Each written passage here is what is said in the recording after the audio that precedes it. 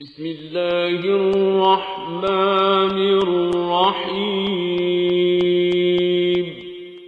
وَلَقَدْ يَسَّرْنَا الْقُرْآنَ لِلذِّكْرِ فَهَلْ مِن مُّدَّكِرٍ۔ السلام علیکم ورحمۃ اللہ۔ الحمدللہ وکفا وسلام علی عبادہ الذین اصطفیٰ، اما بعد فاعوذ باللہ من الشیطان الرجیم، بسم اللہ الرحمن الرحیم۔ نحن خلقناکم فلولا تصدقون، سورۃ الواقعہ کی آیت 57۔ فرمایا اللہ رب العالمین نے کہ ہم نے تمہیں پیدا کیا، پھر کیوں تصدیق نہیں کرتے۔ اس مقام سے سورہ واقعہ کی اس آیت سے وہ مضمون شروع ہوتا ہے کہ جو آخرت اور توحید کے دلائل پر مشتمل ہے۔ مشرکین مکہ کو اس وقت جو دعوت دی جا رہی تھی اور جو ان کا خلجان تھا، جسے دور کرنے کے لیے ساری کوششیں تھیں یا دلائل دیے جا رہے تھے، وہ یہی تھا کہ ایک طرف تو وہ الہ واحد اللہ کو تسلیم کرنے سے انکاری تھے، یعنی توحید کو تسلیم نہیں کر رہے تھے، اور اس کی دوسری طرف آخرت کے بھی منکر تھے۔ یہ بات بھی ان کے سمجھ میں نہیں آتی تھی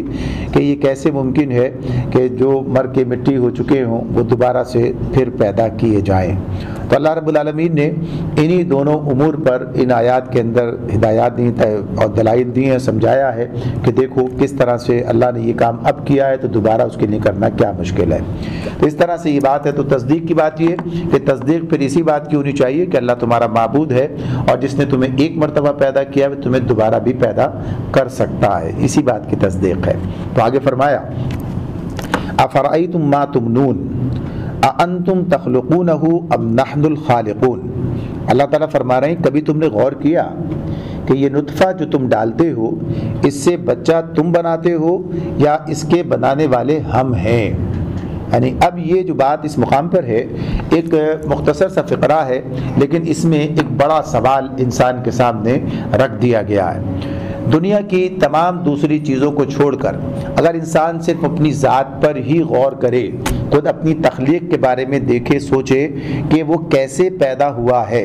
تو اس سے اگر اس پر وہ غور کرے اور اس پر جو ہے وہ اس پر توجہ دے تو پھر اس کی سمجھ میں یہ بات آ سکتی ہے کہ انسان جس طریقے سے پیدا ہوتا ہے، انسان کا کام اس میں کتنا ہے۔ انسان کا کام کیا ہے کہ انسان صرف ایک نطفہ رحم مادر میں ٹپکا دیتا، بس اتنا کام اس کا ہے۔ اس کے بعد اس نطفے میں بچہ پیدا کرنے کی صلاحیت،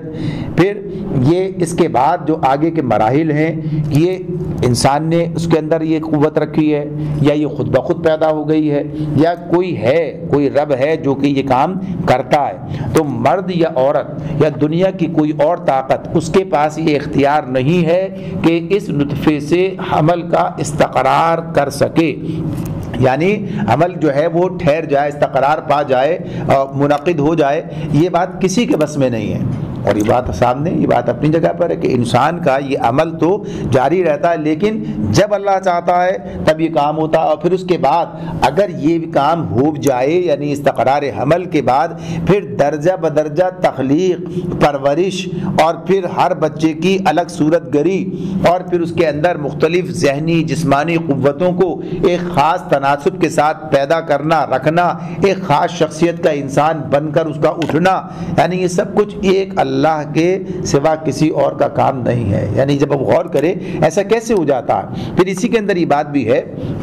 کہ یہ بات سامنے ہے کہ یہ جتنی بھی جن کو بھی اللہ کے سوا انہوں نے اس اللہ کے ساتھ شریک کیا ہے اور اس کو اس کام میں شریک قرار دیا ہے، ان کے پاس کوئی اختیار نہیں، کوئی چاند، سورج، ستارے، اجسام جن کے بارے میں جنہیں پوجا لوگوں نے، یا بت جنہیں لوگوں نے پوجا، کیا ان کے پاس اختیار ہے؟ خود انسانوں کے پاس کیا اختیار ہے؟ انبیاء، اولیاء جتنے بھی نیک گزرے ہوں ان سب کے بارے میں بھی یہ سب خود پیدا کیے جاتے ہیں، سب مخلوق ہیں، کسی کے پاس یہ قدرت اور اختیار نہیں ہے کہ وہ یہ سب کام کر سکتا ہو۔ یہ صرف اللہ ہی کا معاملہ ہے کہ خود اپنے علم، حکمت، ارادے اور اختیار کے ساتھ وہ یہ کام کرتا، دوسری چیزوں کے پاس اپنے بارے میں بھی یہ اختیار نہیں ہے۔ تو تو یہ اللہ تعالیٰ ہی کا فیصلہ ہے. اللہ ہی تعالیٰ فیصلہ کرتا ہے کہ لڑکا ہوگا, لڑکی ہوگی, اور پھر صحیح الاعضاء یعنی درست صورت میں پیدا ہوگا جو پیدا ہونے والا بچہ ہے, یا لولا لنگڑا, کوئی عضو اس کا جو ہے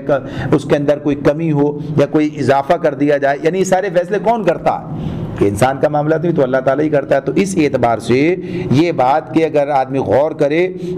اور کسی ضد اور ہٹ دھرمی میں مبتلا نہ ہو تو وہ خود محسوس کرے گا کہ شرک یا دہریت کی بنیاد پر ان سوالات کا کوئی معقول جواب نہیں مل سکتا. یہ کام کون کرتا ہے؟ یعنی بات اگر پوچھے کون یہ کام کرتا ہے, یعنی یہ کوئی فطرت کے تحت یہ کام نہیں. اگر فطرت کے تحت ہو تو ایک ہی جیسی چیزیں ہونی چاہیے, لیکن جو تبدیلی ہوتی ہے ایک سے, یعنی ایک تو یہی کہ کبھی لڑکا ہے, کبھی لڑکی ہے, کبھی صحیح الاعضاء ہے, کبھی اس کے اعضاء میں کوئی کمی ہو جاتی ہے, کبھی کوئی کسی صلاحیت کا انسان پیدا ہوتا ہے, کسی اور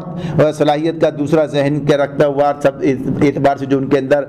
کمی اور بیشی ہوتی ہے. تو اس اعتبار سے یہ سب چیزیں کیسے ممکن ہیں؟ تو یہ سب اللہ تعالیٰ ہی کی طرف سے ہے. تو پھر اس کے بعد یہ بات آتی ہے کہ انسان جو ہے اللہ کو پہچانتا ہے. پھر اسی طرح جیسے توحید کا یہ اس کا استدلال ہے, ایسی آخرت کا استدلال بھی ہے کہ جب اس طریقے سے انسان کو پیدا کیا جا رہا ہے, ایک مرتبہ پیدا کیا جا رہا ہے, یعنی صرف ایک, یعنی جس طرح سے جس کے ایک ایسا خوردبینی کیا اسے دیکھا بھی نہیں جا سکتا عام نظر سے, اور خوردبین سے بھی اس کو پھر اس طرح دیکھنا, پھر اس کا اس کے ساتھ ملنا اور استقرار ہونا, اور پھر اس کے بعد ایک زندہ سیل کی صورت میں سامنے آنا, یعنی یہ سارا مرحلہ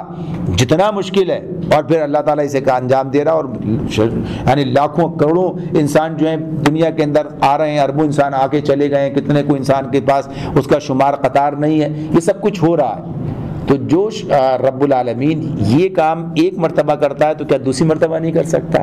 یعنی یہی اس میں آخرت پر استدلال ہے کہ جب وہ ایک مرتبہ یہ پیدا کر رہا ہے تو دوسری مرتبہ جب کہ عدم سے وجود میں لا رہا ہے, یعنی جب اتنے حقیر سے آغاز سے انسان کو کہاں تک جو ہے پہنچایا جاتا ہے, تو پھر وہ دوبارہ کیسے نہیں پیدا کر سکتا جبکہ ایک انسان دنیا میں وجود پا کر پھر یہاں سے جاتا ہے. تو آخرت کے بارے میں بھی استدلال ہے. تو اللہ تعالیٰ کہتے ہیں کہ اس کے بنانے والے تم ہو یا اس کے بنانے والے ہم ہیں, بتاؤ. تو کسی کے پاس کا جواب نہیں ہے کہ وہ بنانے والا ہے, بلکہ اللہ ہی بنانے والا ہے. پھر فرمایا نحن قدرنا بینکم الموت وما نحن بمسبوقین, ہم نے تمہارے درمیان موت کو تقسیم کیا ہے, ہم نے تمہارے درمیان موت کو تقسیم کیا. اللہ تعالیٰ یہ بات کہتے ہیں کہ اور اس اعتبار سے یہ کہا الا ان نبدل امثالکم وننشئکم فیما لا تعلمون, اور ہم اس سے عاجز نہیں ہیں کہ تمہاری شکلیں بدل دیں اور کسی ایسی شکل میں تمہیں پیدا کر دیں اس کو تم نہیں جانتے ہو. تو یہ جو بات اس کے اندر بتائی جا رہی ہے کہ ایک طرف تو موت کی بات, یہ اس کا معاملہ کہ اس معاملے میں کوئی جو ہے سبقت کر جائے, کوئی معاملہ کوئی کر جائے, تو یہ جیسے زندگی کا مالک اللہ تعالیٰ ہے, جیسے زندگی کو یعنی پیدا کرنا اسی کے اختیار کا معاملہ ہے, ایسے ہی موت کا معاملہ بھی اللہ تعالیٰ کے اختیار میں ہے. یعنی کوئی جس کے لیے جو چیز اللہ نے مقرر کر دی ہے, جو وقت موت کا مقرر کر دیا, ایک تو یہ کسی کو معلوم نہیں ہے, کوئی یہ معلوم کر نہیں سکتا کہ اسے کب موت آئے گی, کس طرح آئے گی, کہاں آئے گی, اور جب موت آئے گی تو بچ نہیں سکتا. کیسے ہی اعلیٰ سے اعلیٰ اس کے لیے جو ہے علاج مہیا کر دیے جائیں, اس کے لیے ڈاکٹرز مہیا کر دیے جائیں, بلکہ اعلیٰ ترین ڈاکٹر خود مر جاتے ہیں جب ان کا وقت آتا ہے, یعنی سب چیزیں. تو یہ بھی موت کا مالک بھی اللہ ہے. تو اسی اعتبار سے بات جو ہے بتائی جا رہی ہے. اور پھر یہ بھی بات بتائی جا رہی ہے کہ اعلیٰ ان نبدل امثالکم وننشئکم فیما لا تعلمون, ہم اس سے عاجز نہیں ہیں کہ تمہاری شکلیں بدل دیں اور کسی ایسی شکل میں تمہیں پیدا کر دیں جس کو تم نہیں جانتے. اب یہ کیا بات ہے؟ یہ یعنی اسی جب اللہ تعالیٰ نے آج ہمیں پیدا کیا, کچھ قوانین ہیں جن کے تحت آج انسان دنیا میں یعنی چلتا آگے بڑھتا ہے, اس کی پرورش ہوتی ہے. یعنی جس طریقے سے اب تو یہ طریقہ ہے پیدائش کا, اللہ چاہے تو تبدیل کرے, کسی اور طریقے سے پیدا کر سکتا ہے. یعنی اس کے لیے کیا مسئلہ ہے؟ اگر وہ آدم کو پیدا کر دیتا ہے بغیر ماں باپ کے تو کیا پیدا کیا اس نے.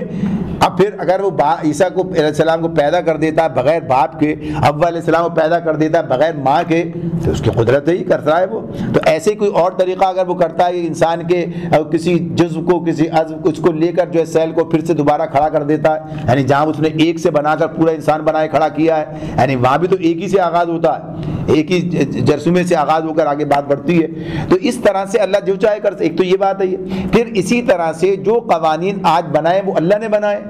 کل کسی اور طرح بنا سکتا ہے. تو جیسے آخرت کے بارے میں یہ بات آتی ہے ہمارے سامنے کہ آج جو انسان کی صلاحیتیں ہیں یعنی اس کے سننے کی اس کے دیکھنے کی ہیں کل بدل کے کچھ اور ہو جائیں گے. یعنی اللہ آخرت کے لیے کچھ ایسے بدل دے گا. وہاں اللہ تعالیٰ یہ بات بتا رہے ہیں کہ جنت سے دوزخ میں خطاب کرے گا, دوزخ سے جنت کے اندر بات کرے گا, یعنی دیکھے گا, یہ بھی ہوگا. یعنی قرآن مجید بتاتا ہے نا ہمیں کہ وہ جب وہ یعنی جنت میں ہی ایک شخص بات کر رہا ہے اپنے ساتھی سے اور پھر وہ نیچے دیکھتا ہے تو جہنم میں اپنے اس کو دیکھ لیتا ہے, اس کا ذکر وہ کر رہا تھا, یہ بات ہے. پھر ان کے آپس کے مکالمے جو ہیں یہ ساری باتیں بھی قرآن مجید بیان کرتا ہے, یعنی جہنمی بھی اور جنت کے لوگ بھی سب کے بارے میں. تو اس کا مطلب ہے کہ بدل گئے قوانین. وہاں کیا ہے, یہاں کچھ اور ہیں وہاں کچھ اور ہیں. اب یہاں پر معاملہ کیا ہے, اسے یہاں بھی انسان کے سامنے بات ہے کہ آلات کے ذریعے وہ یہ کام کر رہا ہے. آج بھی کرتا ہے نا, آلات کے ذریعے کچھ کرتا ہے, کچھ تھوڑا بہت جو کچھ کرتا ہے, پر اللہ اس کے بغیر بھی یہ کام کرا سکتا ہے. یہ سب چیزیں ممکن ہیں. تو اسی طرح سے آج انسان کی زبان کو اللہ نے نطق کی صلاحیت دی ہے, یعنی یہ اس طرح بات کرتا ہے. کل اللہ چاہے تو انسان کا عزب بولے, اس کی کھال بولے, جسے کہا ہے کہ اللہ نے ان کی کھالیں گواہی دیں گی تو اللہ تعالیٰ انہیں گویائی عطا کر دے گا. تو جس نے تو یہ سب اللہ کا معاملہ ہے. جیسے اللہ تعالیٰ نے ایک نظام بنا دیا ہے کہ انسان بڑھتا ہے, بڑھنے کے بعد پھر ایک خاص سطح پر پہنچنے کے بعد فنا کی طرف چلا جاتا ہے, یعنی پھر مر جاتا ہے. اللہ نے ایک نظام قانون بنایا. اگر اللہ یہ چاہے کہ خاص حد پر ٹھہر جائے اور اس کو موت نہ آئے تو یہ سب بھی اللہ تعالیٰ کی اپنی قدرت کے اپنے فیصلے. تو یہ سب کام وہ جب کہتا ہے کہ ایسا ہوگا تو جب یہ کر سکتا ہے تو وہ بھی کر سکتا ہے, جب یہ قانون بنا سکتا ہے تو وہی بنا سکتا ہے. تو یہی بات بتائی جا رہی ہے کہ جو بتایا جاتا ہے تو یہ سب کچھ ممکن ہے, اس لیے کہ اللہ تعالیٰ ہی نے یہاں بھی کیا تو اللہ تعالیٰ اس کو بدل کے وہاں بھی کچھ اور کر سکتا ہے.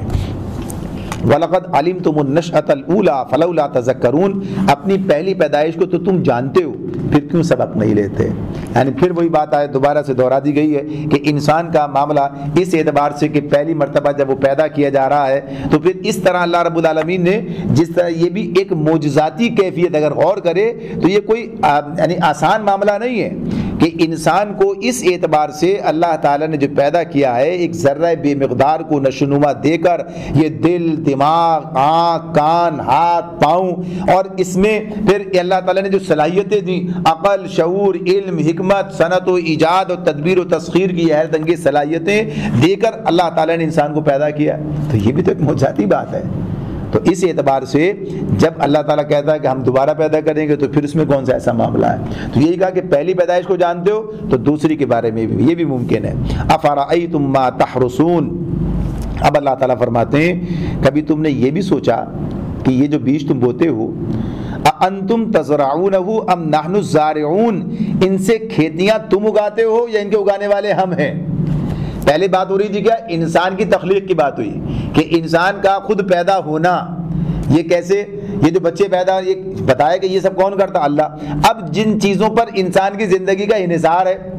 یعنی جس سے انسان جو ہے رزق پا رہا ہے اور جس طرح اس کی زندگی گزر رہی ہے, تو اب اللہ تعالیٰ یہ بھی کہتے ہیں کہ ذرا یہ تو سوچو اس معاملے میں کہ تم اللہ تعالیٰ کے ساختہ پرداختہ ہو, اسی کی تخلیق سے وجود میں آئے ہو. اب یہ بات کہ جس رزق پر تم پلتے ہو وہ بھی اللہ ہی تمہارے لیے پیدا کرتا ہے. یعنی جس طرح انسانی پیدائش میں انسان کا کوئی ایسا معاملہ نہیں ہے سوائے اس کے وہ جو بات کی نطفہ ڈالا اس کے بعد معاملہ کیا ہے. تو ایسے ہی جب ایک کسان جو ہے زمین کے اندر جب ایک بیج بو دیتا ہے اس کے بعد اس کا کیا کام ہے اس کے بعد, یعنی اس کے معاملے میں کہ جس طرح سے وہ کسان کا کام کیا ہے کھیتی میں بیج ڈال دے, پھر اس کے بعد انسان کا معاملہ کچھ بھی نہیں. زمین جس میں یہ کاشت کی جاتی ہے یہ تمہاری بنائی بھی نہیں ہے, اس زمین کو رویدگی کی صلاحیت تم نے نہیں بخشی ہے, اس میں وہ مادے جن سے تمہارے لیے غذا کا سامان بہم پہنچتا ہے تم نے فراہم نہیں کیے, اس کے اندر جو بیج انسان ڈالتا ہے ان کو نشو و نما کے قابل تم نے نہیں بنایا ہے. ان بیجوں میں یہ صلاحیت کہ ہر بیج سے اسی نوع کا درخت پیدا ہو یہ کس نے اس کے اندر رکھی ہے, ظاہر اللہ نے رکھی ہے, تم نے نہیں رکھی. ان لہلہاتی کھیتیوں کو یعنی اس کو اس میں تبدیل کر دینا جس طرح سے یہ ایک بیج اور ایک دانہ سے اللہ تعالیٰ اس طرح بنا دیتا ہے, تو یہ سارا کام جو ہے یہ کون کرتا ہے. زمین کے اندر جس عمل اور زمین کے اوپر جس ہوا, پانی, حرارت اور سارا جو کہیے کہ اس اعتبار سے برودت اور موسمی کیفیت کی ضرورت ہے یہ کون کرتا ہے. یہ اگر یہ نہ ہو تو کیسے پیدا ہوگی. یعنی آج اگر گندم کے پیدا ہونے پکنے کے لیے گرمی کی ضرورت ہے تو یہ گرمی کس نے پیدا کی ہے, اللہ تعالیٰ پیدا کر رہا ہے نا. گرمی اگر نہ ہو تو یہ ظاہر سی بات ہے کہ یہ گندم جو ہے اس طرح سے یہ پیدا نہ ہو, یعنی اس کی فصل اس طرح تیار نہ ہو. اور پھر یہ جو کہیے کہ سردی میں جو فصلیں اگتی ہیں وہ سردی, یعنی ہر ایک کے لیے اللہ نے ایک نظام بنایا, ایک سسٹم بنا دیا. تو اس اعتبار سے تو پھر جب تم اس سارے معاملات میں کہ اللہ ہی نے تمہیں پیدا کیا, پھر یہ ساری چیزیں بھی اللہ ہی کی طرف سے تمہیں دی جا رہی ہیں, تو یہ سب کیا ہے؟ تو یہ استدلال ہے توحید پر. اچھا, آخرت کا استدلال پھر وہی جو بات ہو رہی تھی پہلے. اب اس میں کیا ہے؟ اس کے اندر یہ ایک مردہ بیج کو زمین میں بوتے ہو. ایک مردہ ہے نا بیج, تو بیج باہر ہے تو اگتا نہیں ہے. اس بیج کو زمین کے اندر بویا گیا اور اس نے کوپلیں نکالنی شروع کر دی, اس کی زندگی پیدا ہو گئی, اس کے اندر رویدگی پیدا ہو گئی. اب پھر جو ہے وہ انسان زمین کے اندر اس کو دفن کر دیتا ہے اور اللہ تعالیٰ اس کے اندر پھر زندگی, وہ نباتی زندگی پیدا کر دیتا ہے. تو یہ سب اللہ تعالیٰ کا کام ہے. تو یہی بات بتائی جا رہی ہے کہ ذرا تم سوچو کہ یہ کام تمہارا ہے یا یہ کام ہمارا ہے. لو نشاء لجعلناہ حطاما فظلتم تفکہون, ہم چاہیں تو ان کھیتیوں کو بھس بنا کر رکھ دیں اور تم طرح طرح کی باتیں بناتے رہ جاؤ. انا لمغرمون بل نحن محرومون, کہ ہم پر تو الٹی چٹی پڑ گئی بلکہ ہمارے تو نصیب ہی پھوٹے ہوئے ہیں. یعنی اگر کبھی ایسا ہو کہ ان کھیتیوں کو پر کوئی مصیبت آ جائے اور ختم ہو جائے. بعض اوقات ایسا بھی ہوتا ہے نا کہ فصل خراب ہو گئی, کچھ بھی نہیں, کچھ نہیں ہوا, کوئی آفت نہیں آئی, کوئی گویا کہیں سیلاب نہیں آیا, کوئی طوفان نہیں آیا, کوئی ایسی چیز, لیکن فصل خراب ہو گئی. ایسا بھی ہوتا ہے. یعنی دنیا میں لوگ دیکھ رہے ہوتے ہیں قحط پڑ جاتا ہے, یہ بھی لوگ دیکھ رہے ہوتے ہیں. کبھی پتہ چلتا ہے بارشیں نہیں ہوتی ہیں, کبھی پتہ چلتا ہے کہ طوفان آ گئے, سیلاب آ گئے, سب ختم ہو گیا. تو یہ ساری چیزیں جو ہیں تو یہ اللہ تعالیٰ ہی کی طرف سے ان سب کو برقرار رکھنا, یہ تمہارے لیے انتظام کرنا. تو اللہ تعالیٰ کہتے ہیں ہم چاہیں تو ان کھیتیوں کو بھس بنا کر رکھ دیں اور تم طرح طرح کی باتیں بناتے رہ جاؤ کہ ہم پر تو الٹی چٹی پڑ گئی, یعنی اپنا جو سرمایہ لگایا تھا, جو محنت کی تھی, سب ضائع ہو گئی. اور پھر یہ کہ ہمارے تو نصیب ہی پھوٹے ہوئے, یعنی ہمارا تو کچھ ہوا ہی نہیں. تو اس لیے نصیب کی طرف آدمی جاتا ہے کہ نصیب بنانے والا اللہ رب العالمین ہے, پھر ادھر چلا جاتا ہے. تو اللہ تعالیٰ فرماتے ہیں افرأیتم الماء الذی تشربون, کبھی تم نے آنکھیں کھول کر دیکھا کہ یہ پانی جو تم پیتے ہو, اانتم انزلتموہ من المزن ام نحن المنزلون, یہ پانی جو تم پیتے ہو اسے تم نے بادل سے برسایا ہے یا اس کے برسانے والے ہم ہیں. یعنی کھانے کا تو معاملہ اپنی جگہ, یہ پینے کا معاملہ کون کرتا ہے؟ یہ تو یہ استدلال بتایا جا رہا ہے, سمجھایا جا رہا ہے. تو یہ اللہ تعالیٰ نے تمہارے لیے یہ جو انتظام کیا کہ جیسے کھانے کا انتظام ہے ایسے پینے کا انتظام کیا. تو اس میں بھی جو نظام ہے, جس طریقے سے کہ اللہ تعالیٰ نے سورج کی گرمی سے سمندروں کے اندر سے بھاپ بنا کر اسے اٹھایا اور پھر اسے مختلف جگہوں پر پھیلا کر جو بارش کا نظام ہے پانی پہنچایا, اور پھر وہ اس طریقے سے انسان جو ہے آپ جگہ جگہ اس کو استعمال کر رہا ہے. انسان کے بس میں نہیں تھا کہ اس طرح ہر جگہ پر جو ہے یہ پانی کا انتظام کیا جائے. بھائی یہاں آپ کے پاس ہے کون سا سمندر ہے, یعنی کون سا دریا ہے, کون سی ایسی جو ہے جس سے میٹھے پانی کا سارا معاملہ ہو. اس طرح یہ دریا کہاں سے چلتا ہے اور کہاں بہ کر یہاں پر پہنچتا ہے, اسی سے لے کر آپ یہاں پہنچاتے ہیں. یعنی اسی دریا سے لے کر جو کہاں سے چلا ہے, گلیشیئر چلا اور چل کر یہاں آیا, اور پھر اس کے بعد پھر اس سے بھی نہیں بلکہ پھر بارشوں کے ذریعے سے, اور پھر اس اعتبار سے یعنی جہاں پر بارشیں ہوتی ہیں پتہ چلتا ہے ڈیم بھرتا ہے تو آپ کہتے ہیں صاحب پانی کا انتظام ہو گیا. یہ تو یہ برسا کے اور اس مقام تک جہاں تک پہنچا دینا, یہ سب اللہ تعالیٰ کا نظام ہے. تو اس اعتبار سے یہ بات, اور پھر اس سے بھی بڑی بات کیا ہے, اس سے بڑی بات اللہ تعالیٰ فرماتے ہیں لو نشاء جعلناہ اجاجا فلولا تشکرون, ہم چاہیں تو اسے سب کھاری بنا کر رکھ دیں, پھر کیوں تم شکر گزار نہیں ہوتے. فلولا تشکرون. اب یہ جو بات اس کے اندر کہی گئی ہے, اس کے بارے میں اگر ہم دیکھیں تو اس میں بھی ایک بڑی بات سامنے آ جاتی ہے کہ یہ جو انسان کا یہ جو معاملہ ہے, یعنی پانی کا جو یہ اس طرح سے نظام اللہ نے بارش کا بنایا ہے, پانی میں اللہ نے یہ صلاحیت رکھی ہے کہ پانی جب بھاپ بن کر اڑتا ہے تو اس کے اندر جو چیزیں تحلیل ہو چکی ہوتی ہیں ان سب کو چھوڑ کر اڑتا ہے. یعنی اپنے اصل مادے جتنے جو اس کے اپنے اثر ہیں ساری آمیزش کو چھوڑ کر صرف اپنے اصل آبی اجزاء کو لے کر ہوا میں اڑتا ہے. اگر ایسا نہ ہوتا اور ان کے ساتھ ہی اڑتا تو کیا ہوتا, سمندر کا نمک بھی لے کر اڑتا, پھر سارا پتہ چلتا کہ یہ جو ہے جب اسی کے اندر پھر سب تحلیل شدہ چیزیں اس کے اندر ہوتی تو جب یہ دوبارہ بارش بن کر برستا تو کیا ہوتا؟ تو پھر ظاہر ہے کہ ہر طرف جو ہے اسی کا نتیجہ سامنے آتا، یعنی وہی کھاری پانی ہوتا، اس کے نتیجے میں پھر زمین کا کیا حال ہوتا، پھر انسان کے لیے کیا چیز میسر آتی، یعنی کچھ بھی ممکن نہ تھا اگر اللہ اس پانی کے حوالے سے یہ اس کا نظام نہ بناتا کہ یہ جب بھاپ بن کر اڑے تو ہر چیز کو چھوڑ دے اپنے اندر سے جو اس کے اندر تحلیل ہو چکی ہے۔ تو یہ بات کس نے کی ہے؟ تو یہ بات انسان سوچے کہ تھوڑی سی عقل سے کام لے تو یہ کسی اندھی بحری فطرت کا کام نہیں ہے کہ خود بخود یہ حکیمانہ خاصیت پانی کے اندر پیدا ہو گئی، پھر دریاؤں، نہروں، چشموں اور کنووں کی شکل میں آب رسانی کا اور آبپاشی کا یہ کام جو انجام دیا جا رہا ہے، یہ اس بات کی صریح شہادت فراہم کرتی ہے یہ چیز کہ ودیت کرنے والے نے پانی میں اس کو خوب سوچ سمجھ کر بالارادہ اس مقصد کے لیے ودیت کیا ہے کہ وہ اس کی پیدا کردہ مخلوقات کی پرورش کا ذریعہ بن سکے۔ پھر یہ بھی جو مخلوق کھاری پانی پیدا ہو نہیں، وہ کھاری پانی پیدا ہو رہی ہے، یعنی اس کو اللہ نے وہیں رکھا ہے اور باقی کے لیے سارا یہ انتظام کر دیا ہے۔ تو یہ ساری چیزیں جو ہیں تو اللہ تعالیٰ کہتے ہیں پھر کیوں تم شکر گزار نہیں ہوتے، یعنی یہ معاملہ جو ہے کہ اللہ نے تمہارے لیے یہ سارے اہتمام کیے ہیں۔ اب انسان ان چیزوں کو تو اپنے لیے سمجھتا ہی نہیں، غور ہی نہیں کرتا۔ آگے فرمایا افرأیتم النار التی تورون، کبھی تم نے یہ خیال کیا کہ یہ آگ جو تم سلگاتے ہو، اَأَنْتُمْ أَنْشَأْتُمْ شَجَرَتَهَا أَمْ نَحْنُ الْمُنْشِئُونَ، اس کا درخت تم نے پیدا کیا ہے یا اس کے پیدا کرنے والے ہم ہیں؟ یعنی یہ جو درخت جو ہے جس کے اب اس میں ایک تو بات یہی ہے کہ درخت جیسے آگ یعنی جلانے کی لکڑی فراہم کرتے ہیں وہ بھی، اور پھر یہ بھی بتایا جاتا ہے کہ دو درخت ایسے ہیں کہ جن کی ہری بھری ٹہنیوں کو ایک دوسرے پر مار کر قدیم زمانے میں اہل عرب آگ جھاڑا کرتے تھے، یعنی وہ مراد ہیں۔ تو بہرحال یہ آگ کو پیدا کرنا اور اس طریقے سے آگ کے جلانے کے یعنی اس کے لیے جو ایندھن کی فراہمی کا سارا معاملہ ہے یہ سب اللہ تعالیٰ نے کیا انسان کے لیے، اور اس کے ذریعے سے جو کہا اللہ تعالیٰ فرماتے ہیں نحن جعلناها تذکرة ومتاعا للمقوین، ہم نے اس کو یاد دہانی کا ذریعہ اور حاجت مندوں کے لیے سامان زیست بنایا ہے۔ تو یاد رکھنے کا ذریعہ کیا؟ یعنی اس معاملے میں اس اعتبار سے کہ انسان کو یہ بات یاد دلائے جب یہ انسان ابھی تو کچھ بھی نہیں ہے، کھٹ سے آگ جلائی، پکا رہے ہیں، یعنی کھانا پکا رہے ہیں، سب کچھ کر رہے ہیں، استعمال کر رہے ہیں، پانی گرم کر رہے ہیں، چائے بنا رہے ہیں، کھانے پکا رہے ہیں، یہ پکوان پکا رہے ہیں۔ اگر یہ نہ ہوتی تو کیا ہوتا؟ انسان جو پکا کر کھانے کا جو تصور پیدا ہوا وہ آگ کے بعد ہوا نا، یعنی حیوان سے انسان کے اندر جو فرق ہوا کہ انسان جو ہے کھانا پکا کر کھانا نے شروع کیا تو اسی لیے کہ آگ موجود تھی۔ اگر یہ آگ نہ ہوتی تو کیا کرتے؟ پھر صنعت و ایجاد کے جتنے معاملات ہیں اگر آپ دیکھیں تو آگ ہر جگہ موجود نظر آتی ہے۔ تو اگر یہ اللہ تعالیٰ یہ کام نہ کرتا، یہ جو ساری صنعتیں آگے بڑھتی ہیں اور سارا یہ لوہے کو پگھلانا اور فلاں کرنا اور یہ سب چیزیں بنانا، یہ سب کچھ کرتے رہنا، تو انسان کی ایجادی صلاحیتوں کا قفل ہی نہ کھلتا۔ یعنی اللہ نے صلاحیت دی لیکن اس صلاحیت کو بروئے کار لانے کے لیے مٹیریل کہاں سے آئے گا؟ پھر اس کے لیے وہ قوانین جو جس کے تحت سارا کام ہوگا، پھر کیسے ہوگا یہ؟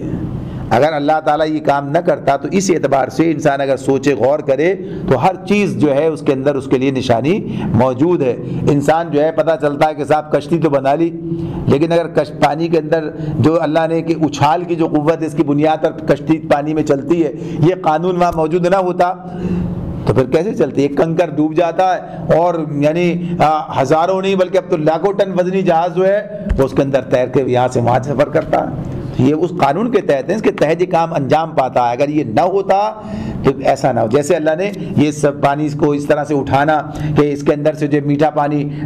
آپ کے لیے بارش کی صورت میں ملتا ہے، تو یہ سب غور کرنے کی بات ہے۔ تو اس لیے آگے کہا اللہ تعالیٰ نے فَسَبِّحْ بِاسْمِ رَبِّكَ الْعَظِيمِ، بس اے نبی اپنے رب عظیم کے نام کی تسبیح کرو۔ یعنی یہ دلائل دیے توحید کے، آخرت کے، اور اس کے بعد کیا کہہ دیا؟ اب اللہ تعالیٰ کہتے ہیں کہ اللہ کا مبارک نام لے کر یہ اظہار و اعلان کر دو کہ وہ ان تمام عیوب اور نقائص سے پاک اور کمزوریوں سے پاک ہے جو کفار و مشرکین اس کی طرف منسوب کرتے ہیں، اور کفر و شرک کے ہر عقیدے اور منکرین کے آخرت کے ہر استدلال میں جو چیزیں ہیں اللہ ان سب سے پاک ہے اللہ تعالیٰ۔ تو یہ فسبح بسم ربک العظیم، تو یہ دلائل دے کر سوچنے والے ذہن کے لیے کہ اگر وہ اس پر غور کرے تو بات سمجھ میں آتی ہے، یعنی اس کے پاس یہ جواب نہیں ہے ان چیزوں کے جو یہ باتیں بیان کی گئی ہیں۔ تو یہ توحید کے اور آخرت کے دلائل ہیں جن انہیں ہماری بھی ضرورت ہے کہ ہمارے ذہنوں کے اندر چیزیں پختہ ہو جائیں، اور خصوصیت سے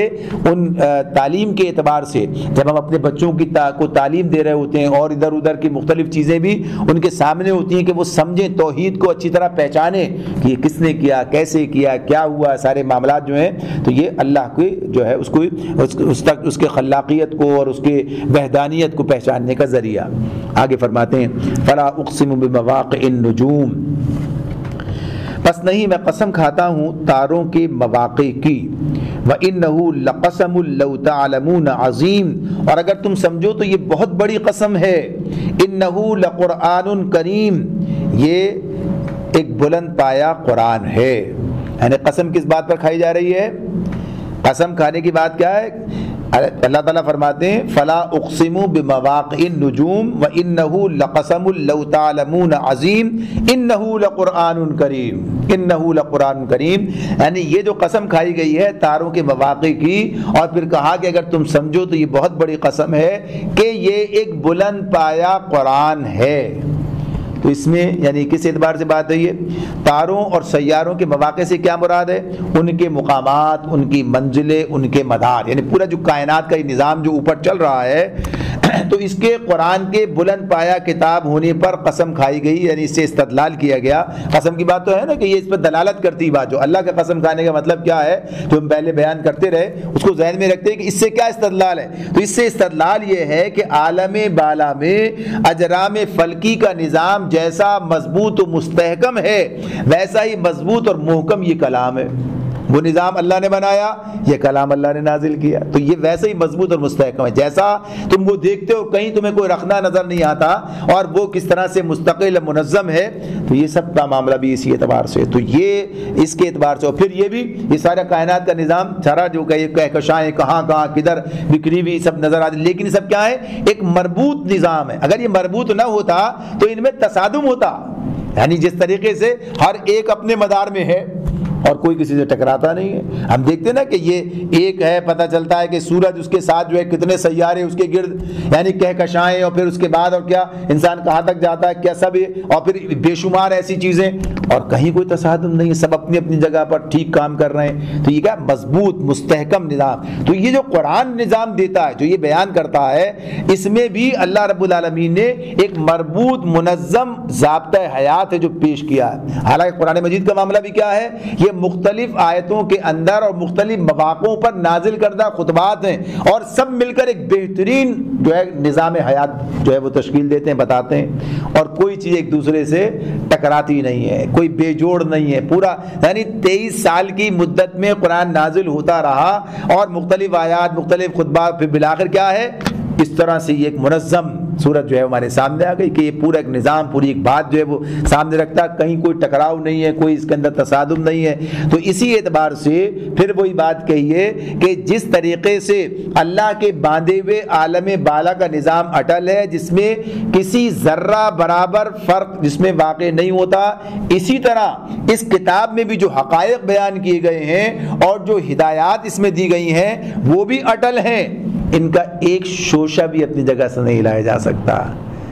تفہیم القرآن میں مولانا لکھتے ہیں کہ اس کا ایک شوشہ بھی اپنی جگہ سے ہلایا نہیں جا سکتا۔ واقعہ ہے، ایک واقعہ، ایک حقیقت ہے یہ، یعنی اس اعتبار سے، اور قرآن اتنا 1400 سال اب اس پر گواہ ہیں، 1443 ہجری میں ہم بیٹھے ہیں، یہ اس پر گواہ ہیں اتنے سال کہ واقعتاً قرآن اس معاملے میں بے نظیر کتاب ثابت ہوا ہے، بے نظیر کلام ثابت ہو رہا ہے۔ تو اللہ تعالیٰ فرماتے ہیں کہ یہ ایک بلند پایا قرآن ہے، فی کتاب مکنون لا یمسہ الا المطہرون، ایک محفوظ کتاب میں ثبت۔ کتاب مکنون سے مراد کیا ہے؟ اس سے مراد ہے لوح محفوظ۔ مکنون کا مطلب ہوتا ہے ایسا نوشتہ، جس کتاب مکنون ایسا نوشتہ جو چھپا کر رکھا گیا ہو، یعنی جس تک کسی کی رسائی نہ ہو۔ اس محفوظ نوشتے میں قرآن کے ثبت ہونے کا مطلب یہ ہے کہ نبی اکرم صلی اللہ علیہ وسلم پر نازل کی جانے سے پہلے وہ اللہ تعالیٰ کے ہاں اس نوشتہ تقدیر میں ثبت ہو چکا ہے، جس کے اندر کسی رد و بدل کا امکان نہیں ہے، کیونکہ وہ ہر مخلوق کی دسترس سے بالاتر ہے۔ یہ جو بات ہو رہی ہے آگے جو بات ہے، اس سے کہا کہ لا یمسہ الا المطہرون، کہ جسے مطہرین کے سوا کوئی نہیں چھو سکتا، یہ مشرکین کے اس خیال کی تردید ہے، ان الزامات کی تردید ہے جو قرآن پر اور نبی صلی اللہ علیہ وسلم پر لگاتے تھے، وہ کہتے تھے کہ محمد رسول اللہ صلی اللہ علیہ وسلم معاذ اللہ کاہن ہے، اور یہ کلام آپ پر جن اور شیاطین القا کرتے ہیں، یعنی اس طرح کی باتیں کرتے۔ تو قرآن مجید اس بات کو بار بار بیان کرا، بتایا مختلف جگہوں پر کہ یہ ان کا کام نہیں ہے، یہ نہ وہ یہ کام کر سکتے ہیں، نہ ان کے پاس بس میں یہ چیز ہے کہ وہ ایسی چیز نازل کر دیں، یعنی سب ان کے بس میں نہیں ہے۔ اور شیاطین کن پر اترتے ہیں اور کیسے باتیں وہ کرتے ہیں، اور یہ کاہن کس طرح کے ہوتے ہیں۔ محمد صلی اللہ علیہ وسلم کو دیکھو، یہ تو اس طرح سے تمہیں بالکل ہی مختلف نظر آئیں گے۔ اور پھر اس کے بعد اب یہ بتایا گیا کہ یہ قرآن کہاں ہے، یعنی لوح محفوظ پر، لوح محفوظ کے اندر ہے، اور پھر شیاطین تو اس سے بہت دور، اس کی سماعت سے بھی دور رکھے گئے ہیں۔ اور اسے جو کہا کہ مطہرین کے سوا کوئی نہیں چھو سکتا، تو اس کا مطلب یعنی فرشتوں کے لیے لفظ استعمال ہوا۔ فرشتوں کے لیے مطہرین کا لفظ اس لیے استعمال ہوا کہ اللہ تعالیٰ نے ان کو ہر قسم کے ناپاک جذبات اور خواہشات سے پاک رکھا، یعنی فرشتوں کی بات ہو رہی ہے۔ یہ تفسیر بہت سے صحابہ سے اسی طرح سے جو ہے مروی ہے، اسی طرح انہوں نے کہا کہ اس سے مراد یہی ہے۔ تو یہ جو بات ہے کہ چونکہ استدلال اس پر کیا جا رہا تھا کہ قرآن اللہ کی کتاب ہے اور یہ کسی اور کی نازل کردہ نہیں ہے، اور اس میں شیاطین ان سب کا کوئی دخل نہیں ہے، تو اس اعتبار سے اس کی بات یہ یہاں پر یہ ہے۔ لیکن بعض مفسرین نے اس آیت سے یہ استدلال بھی لیا، کہا یعنی اس کو ان معنوں میں بھی لے لیا کہ لا کو نہیں کے معنی میں لیا، اور آیت کا مطلب یہ بیان کیا کہ کوئی ایسا شخص اسے نہ چھوئے جو پاک نہ ہو، یا کسی ایسے شخص کو اسے نہ چھونا چاہیے جو ناپاک ہو، یعنی یہ اس کے لا کو نہیں کے معنوں میں لے کے اس طرح بیان کیا۔ لیکن یہ جو اس کی تفسیر ہوگی یہ آیت کے سیاق و سباق سے مطابقت نہیں رکھتی ہے، اس لیے کہ جو بات یہاں پر ہو رہی ہے وہ تو مشرکین سے ہو رہی ہے، اور استدلال کیا جا رہا ہے، پہلے توحید کی بات ہوئی، آخرت کی بات ہوئی، انسان کے پیدائش کا ذکر ہوا، پھر قرآن کے بارے میں جو شبہ تھا اس پر بات ہو رہی ہے۔ تو اس کے اندر ایک فقہی، ایک شریعت کا ایک حکم بیان کرنے کے کوئی درمیان میں کوئی مقام، یہ موقع نظر نہیں آتا ہے۔ تو اس اعتبار سے یہ بات تو اسی تناظر میں جیسے مختلف مقامات پر ہوئی ہے۔ البتہ یہ بات اپنی جگہ ہے، یہ بات اپنی جگہ ہے کہ زیادہ سے زیادہ جو بات اس موقع پر کہی جا سکتی ہے وہ یہ ہے کہ اگرچہ یہ آیت اس حکم کے لیے نازل نہیں ہوئی ہے، یعنی یہ حکم دینے کی نازل نہیں ہوئی ہے، مگر فہوائے کلام یعنی اس بات کی طرف اشارہ کر رہا ہے، یعنی اس سے ہم یہ نتیجہ نکال سکتے ہیں، اس سے یہ بات بھی ہمیں پتہ چلتی ہے کہ جس طرح اللہ تعالیٰ کے ہاں اس کتاب کو صرف مطہرین ہی چھو سکتے ہیں، اسی طرح دنیا میں بھی کم از کم وہ لوگ جس کے کلام الہی ہونے پر ایمان رکھتے ہیں اسے ناپاکی کی حالت میں چھونے سے اجتناب کریں۔ یعنی یہ بات اپنی جگہ ہے کہ نبی اکرم صلی اللہ علیہ وسلم نے اسی کی تاکید کی ہے۔ اس کے بارے میں مختلف روایات ہمارے سامنے آتی ہیں۔ امام مالک نے موطا میں عبداللہ بن ابی بکر کے حوالے سے جو ہے یہ روایت نقل کی ہے کہ نبی اکرم صلی اللہ علیہ وسلم نے جو تحریری احکام عمرو بن حزم کے ہاتھ یمن کے رؤوسا کو لکھ کر بھیجے تھے، ان میں یہ بات بھی تھی کہ کوئی شخص قرآن کو نہ چھوئے مگر طاہر، لا یمس القرآن الا طاہر، یعنی جو طہارت کے ساتھ ہو۔ تو اسی بنیاد پر جو ہے یہ بات اپنی جگہ پر کہ اس کے لیے جو ہے فقہی قوانین اس کے لیے مرتب کیے گئے۔ ائمہ اربعہ اس بات پر متفق ہیں، ائمہ اربعہ اس بات پر متفق ہیں کہ قرآن مجید کو بغیر وضو کے، یعنی یہ بات اپنی جگہ پر ہے کہ جو طہارت کا مسئلہ ہے وہ دو طرح کی بات ہے کہ حدث اصغر اور حدث اکبر کی بات، یعنی انسان کو وضو کی ضرورت ہے کہ انسان کو غسل کی ضرورت ہے۔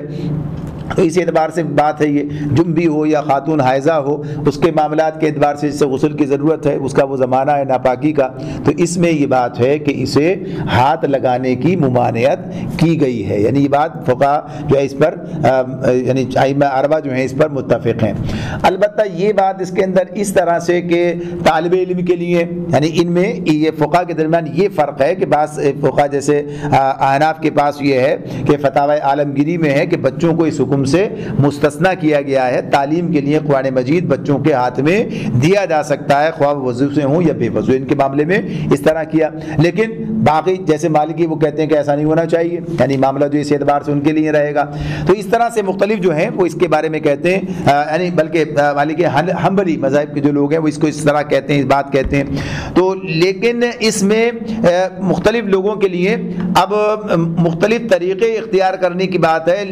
مختلف حالات کے تحت، یعنی عام حالات کے اندر تو یہ بات ہے کہ وضو کر کے ہی ہاتھ لگایا جائے، یعنی یہ بات کی گئی ہے، لیکن اس معاملے میں جیسے حائضہ عورت کے لیے کہا ہے تو یہ مالکیہ کا مسلک یہ ہے کہ وہ حائضہ عورت کو بھی بغرض تعلیم، جیسے اس طالب علم کے لیے تھا تو بغرض تعلیم مصحف کو ہاتھ لگانا جائز قرار دیتے ہیں ان کے اعتبار سے، لیکن باقی جو تین ہیں وہ اس کے منع کرتے ہیں، کہتے ہیں کہ ایسا نہیں ہے۔ ان کا استدلال یہ کہ اگر اتنی دور تک قرآن سے دور رکھا جائے تو پھر جو ہے وہ قرآن سے جو ہے دور ہو جائے گی اور بھول جائے گی، یہ معاملہ اس کے لیے تعلیم کے اعتبار سے رکھا گیا، ورنہ عام حالات کے اندر بہرحال طہارت کی بات اور اس اعتبار سے جو ہے یہ بات بتائی گئی کہ کیا پابندیاں ہیں جو اس معاملے میں رکھنی چاہیے۔ البتہ ظاہریہ کا مسلک یہ ہے کہ قرآن پڑھنا اور اس کو ہاتھ لگانا ہر حال میں جائز ہے، ان کا معاملہ اس اعتبار سے ان کے استدلال ہیں، اس پر بات کرتے ہیں کہ فقہا نے جو قرآن پڑھنے اس کو ہاتھ لگانے کی شرائط بیان کی ہیں ان میں سے کوئی بھی قرآن و سنت سے ان کے نزدیک ثابت نہیں ہے، وہ اس طرح کی بات کرتے ہیں، لیکن بہرحال یہ ائمہ اربعہ اس بات پر متفق ہیں اور یہ بات کہتے ہیں کہ قرآن مجید کو ہاتھ لگانے کے لیے جو ہے وضو کرنا شرط ہے، وضو ہونا چاہیے، یعنی یہ طہارت کی بات حدث اصغر کو بھی کہتے ہیں کہ اس اعتبار سے یہ بات ہے۔ تو اس معاملے میں جتنی گنجائشیں اور جتنی اس کی بات ہے اس کے تحت جو ہے کچھ چیزیں رہتی ہیں، یعنی بعض لوگ اس کو پھر اس طرح بھی لے لیتے ہیں، اس طرح بھی بات کی جاتی ہے کہ جب قرآن پڑھنے کے لیے بیٹھیں تو وضو کر کے بیٹھیں، وضو کر کے بیٹھیں، اور اگر دوران تلاوت اگر یعنی اس کے یعنی یہ بھی ایک رائے ہے جو کہ بیان کی جاتی ہے کہ دوران تلاوت اگر پھر وضو ساقط ہے تو آدمی اپنا کام پورا کر لے، یعنی اس کا معاملہ اس طرح نہیں جیسے احناف کے اندر تو یہ بات ہے، احناف کے جو الفاظ ہیں وہ یہ ہیں کہ جس طرح بے وضو نماز پڑھنا جائز نہیں اسی طرح بے وضو قرآن کو ہاتھ لگانا بھی جائز، یعنی اس کے جیسے نماز میں وضو ٹوٹ جائے تو نماز بھی ٹوٹ جائے گی، معاملہ وہاں پر اس اعتبار سے ہوگا۔ لیکن یہاں بہرحال ایک بات اس طرح سے بھی ہے کہ اگر اس کے اندر یہ بات ہے اور آدمی کے لیے مختلف لوگ مختلف حالات کے اندر ہوتے ہیں، جیسے خود احناف کے اندر ہی بچوں کو جو ہے آزاد کیا ہے اس لیے کہ ان کے لیے کام ممکن نہیں، مشکل ہے ان کے لیے یہ، اور بعض نے تو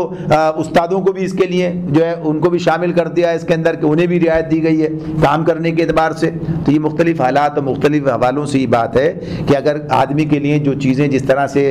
مشکل ہیں یا کوئی ایسا فرد ہے جس کے لیے بار بار یہ سب کام کرنا مشکل ہے تو اس کے لیے کہ ایک دفعہ وضو کر کے شروع کرتا ہے اور اس کے بعد اگر پھر درمیان میں اس کا وضو ساقط ہے تو اپنا کام پورا کر لیتا ہے۔ تو یہ ساری چیزیں اس اعتبار سے ہیں کہ اس میں گنجائشوں کی بات اور اس سے قرآن سے استفادے کی بات اور طالب علمانہ انداز سے پڑھنا ہی الگ بات ہے اور بعض لوگوں کا صرف تلاوت کی غرض سے پڑھنا ہی ایک الگ بات ہے، تو ان کا معاملہ بالکل دونوں کا مختلف ہو جاتا ہے۔ تو اس طرح سے یہ اس آیت کے حوالے سے مختلف باتیں ہیں جو لوگوں نے کی ہیں مفسرین نے۔ تو اللہ تعالیٰ آگے فرماتے ہیں تنزیل من رب العالمین،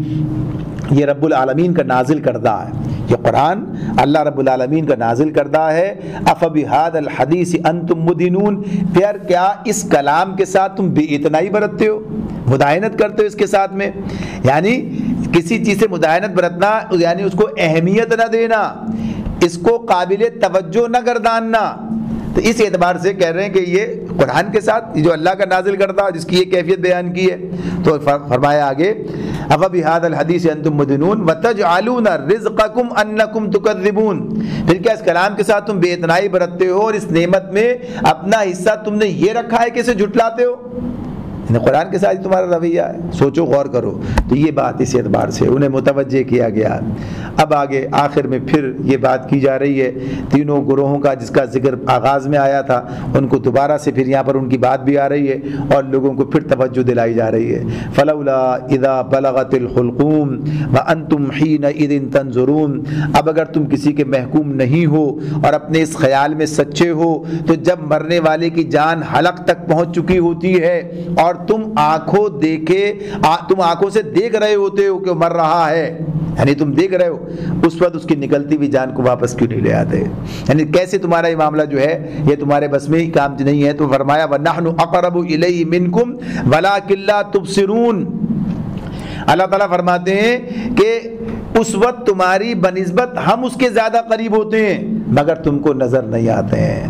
تو اللہ تعالیٰ اس اعتبار سے پورا مضمون ہمارے سامنے رکھ دیتے ہیں کہ فلولا اذا بلغت الحلقوم وانتم حینئذ تنظرون ونحن اقرب الیہ منکم ولکن لا تبصرون فلولا ان کنتم غیر مدینین، ترجعونہا ان کنتم صادقین، اب اگر تم کسی کے محکوم نہیں ہو اور اپنے اس خیال میں سچے ہو تو جب مرنے والے کی جان حلق تک پہنچ چکی ہوتی ہے اور تم آنکھوں دیکھ رہے ہوتے ہو کہ مر رہا ہے، اس وقت اس کی نکلتی ہوئی جان کو واپس کیوں نہیں لے آتے؟ اس وقت تمہاری بنسبت ہم اس کے زیادہ قریب ہوتے ہیں مگر تم کو نظر نہیں آتے ہیں۔ یعنی یہ مضمون اللہ تعالیٰ اس اعتبار سے کہتے ہیں۔ تو یہ کیفیت تو ہر آدمی کے ساتھ ہے، وہ دیکھ رہا ہوتا ہے اس کے عزیز، اس کے اپنے قریب ترین لوگ اس کی نظروں کے سامنے، اس کی آنتوں سے، اس کی آنکھوں کے سامنے اس موت کی سرحد کو پار کر رہے ہوتے ہیں اور کچھ نہیں کر سکتا ہے۔ تو اللہ تعالیٰ کہتے ہیں کہ اس کا مطلب کیا ہے؟ اس کا استدلال ہے کہ یہ وہ قوت یعنی اللہ رب العالمین ہی ہے جو اس وقت جو ہے اس کو ادھر سے ادھر منتقل کر رہا ہے۔ آگے فرمایا اب ان لوگوں جو جا رہے ہیں، جانے والے تو جا رہے ہیں اور تم بھی چلے جاؤ گے، تو آگے فرمایا فَأَمَّا إِن كَانَ مِنَ الْمُقَرَّبِينَ، پھر اگر وہ مرنے والا مقربین میں سے ہو، فَرَوْحٌ وَرَيْحَانٌ وَجَنَّةُ النَّعِيمِ، پھر اگر وہ مرنے والا مقربین میں سے ہو تو اس کے لیے راحت اور عمدہ رزق اور نعمت بھری جنت ہے۔ یعنی پھر وہی تینوں کا ذکر سابقون۔ ابھی مرنے والا کون ہے؟ اب ظاہر ہے مرنے والا ان تینوں میں سے ایک ہے۔ جو تین گروہوں کا ذکر کیا گیا کہ آخرت میں جا کر تین گروہوں میں تقسیم ہوں گے، لیکن دنیا میں ہی یہ بات اپنی جگہ ہے کہ ہر آدمی اپنے عمل کی بنیاد پر ادھر ادھر کدھر شمار ہوگا۔ تو فرمایا اللہ تعالیٰ نے یعنی موت کی سرحد سے ہی سارے معاملات شروع ہو جاتے ہیں، تو فرمایا مرنے والا اگر مقربین میں سے ہو تو اس کے لیے راحت اور عمدہ رزق اور نعمت بھری جنت ہے۔ وَأَمَّا إِن كَانَ مِنْ أَصْحَابِ الْيَمِينِ فَسَلَامٌ لَكَ مِنْ أَصْحَابِ الْيَمِينِ، فرمایا اور اگر وہ اصحاب یمین میں سے ہو تو اس کا استقبال یوں ہوتا ہے کہ سلام ہے تجھے، تو اصحاب الیمین میں سے ہے۔ یعنی وہی موت کی سرحد سے ہی معاملہ شروع ہو جاتا ہے، کس طرح استقبال کیا جا رہا ہے، کس طرح لے کے جایا جا رہا ہے، کیا خوشخبریاں ہیں، یا جیسے اللہ کے رسول نے فرمایا کہ یہ قبر جو ہے جنت کے باغوں میں سے ایک باغ یا جہنم کے گڑھوں میں سے گڑھا، یعنی وہ کیفیات کے اعتبار سے بات ساری آ جاتی ہے سامنے۔ پھر فرمایا وَأَمَّا إِن كَانَ مِنَ الْمُكَذِّبِينَ الضَّالِّينَ، اور اگر وہ جھٹلانے والے گمراہ لوگوں میں سے ہو تو پھر کیا ہے؟ فَنُزُلٌ مِّنْ حَمِيمٍ، تو اس کی تواضع کے لیے کھولتا ہوا پانی ہے، وَتَصْلِيَةُ جَحِيمٍ، اور جہنم میں جھونکا جانا۔ یعنی یہ تو تینوں کے بارے میں اللہ تعالیٰ بتا رہے ہیں کہ یہ معاملہ ہے، اس اعتبار سے کہ اب دیکھیں کہ بہرحال اس سرحد سے تو گزر کے اس طرف جانا ہے تو اپنا شمار کہاں کرانا ہے، تو اس کے مطابق ہی عمل کرنا ہے۔ ان ھذا لہو حق الیقین فسبح باسم ربک العظیم، یہ سب کچھ قطعی حق ہے، بس اے نبی اپنے رب عظیم کے نام کی تسبیح کرو۔ پیچھے بھی بات تھی، پھر آئی ہے۔ تو عقبہ بن عامر جوہنی رضی اللہ تعالیٰ عنہ کی روایت ہے کہ جب یہ آیت نازل ہوئی تو نبی کرم صلی اللہ علیہ وسلم نے حکم دیا کہ تم لوگ اسے یعنی اس کو اپنے رکوع میں رکھ دو، یعنی سبحان ربی العظیم۔ جب رکوع میں تسبیح پڑھتے ہیں تو اسی جگہ سے یہاں سے لیا گیا کہ اسے اپنے تم جو ہے رکوع میں لے لو، اور وہ جو دوسری مقام پر سبح اسم ربک الاعلیٰ تو اس کے مقام پر آئے گا کہ وہاں اس کو کہا کہ اسے اپنے سجدے میں رکھو، یعنی سبحان ربی الاعلیٰ۔ تو اس اعتبار سے سب قرآن سے ماخوذ ہے، تو یہ چیزیں ہمارے سامنے آتی ہیں۔ الحمدللہ سورۃ الواقعہ مکمل ہوتی ہے۔ اللہ رب العالمین ہمیں سبقت کرنے والوں میں شامل فرما دے اور سابقین میں شمار فرمائے۔ وآخر دعوانا ان الحمد للہ رب العالمین۔ سبحانک اللہم وبحمدک ونشہد ان لا الہ الا انت ونستغفرک ونتوب الیک۔